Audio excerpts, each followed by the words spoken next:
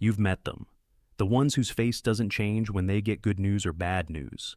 The ones who leave a conversation and you have no idea if it went well. The ones who could be furious, devastated, or completely fine, and you'd never be able to tell the difference from the outside. You find yourself studying them harder than anyone else in the room, and walking away with less information than you started with. Most people assume this is a personality trait, cold, guarded, naturally private. But the psychology underneath being unreadable is more specific than that, and more interesting, because it's rarely about having nothing to show. It's almost always about having learned somewhere along the way that showing it costs too much.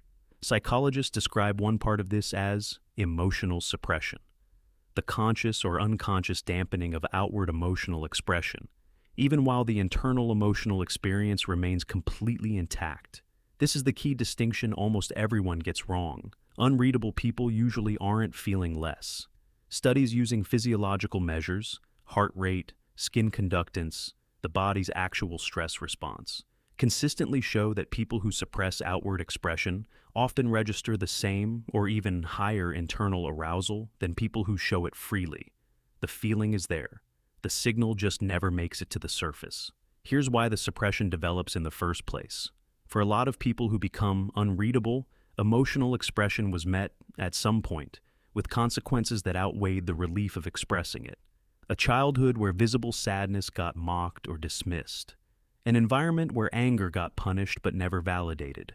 A relationship where showing you were hurt just gave someone more information to use against you later. Once the nervous system learns that expression is unsafe, it doesn't need to relearn that lesson every time. It generalizes. And what started as protection in one specific relationship or environment quietly becomes the default operating mode for every relationship after it. But here's where being unreadable becomes psychologically interesting. Keeping your emotions hidden isn't always effortless. Your face says one thing, your body may be saying another. And somewhere underneath both, the emotion is still happening. That creates a strange experience for the person talking to you. They keep looking for a signal. They find almost nothing. So they start searching harder, and the less you reveal, the more they try to figure you out. And this is where the hidden advantage appears. Being unreadable isn't necessarily about having no emotions. It's about controlling access to them. If people can't immediately tell what hurts you, what excites you, what scares you, or what you desperately want, they have less information to use against you. Your emotions may still be completely visible to you. They just aren't available to everyone else. And that difference is where unreadability becomes power. And for someone who learned early that being emotionally readable could be dangerous, that control can feel like safety. This is why unreadable people are so often mischaracterized as cold or uncaring, when the opposite is frequently closer to the truth. The armor exists because the caring was real enough once to get hurt badly by being visible. What looks like indifference from the outside is often the aftermath of feeling too much, too visibly, at a moment when that visibility wasn't met with safety.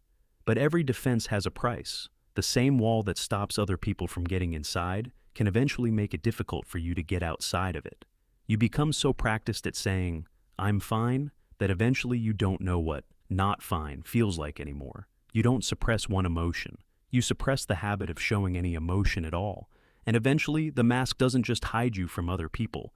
It can start hiding you from yourself. And this creates one of the strangest paradoxes in human behavior. The person who reveals the least can sometimes make you the most curious, because the human brain hates missing information. Give it an obvious emotion, and it moves on. Give it nothing, and it starts writing the story for you. And sometimes the story it creates is completely wrong. But there's one final thing most people misunderstand about unreadable people. When someone unreadable finally lets something show, a flicker, a pause, a moment where the mask genuinely slips, it carries disproportionate weight, precisely because it's so rare. That single unguarded moment often reveals more truth than an hour of someone else's constant, visible emotional expression, because it costs so much more to let it surface. If you're the one people struggle to read, this isn't a character flaw, and it isn't something broken in you. It's a system that once kept you safe, running exactly as designed, possibly years after the original threat stopped being relevant. The armor did its job.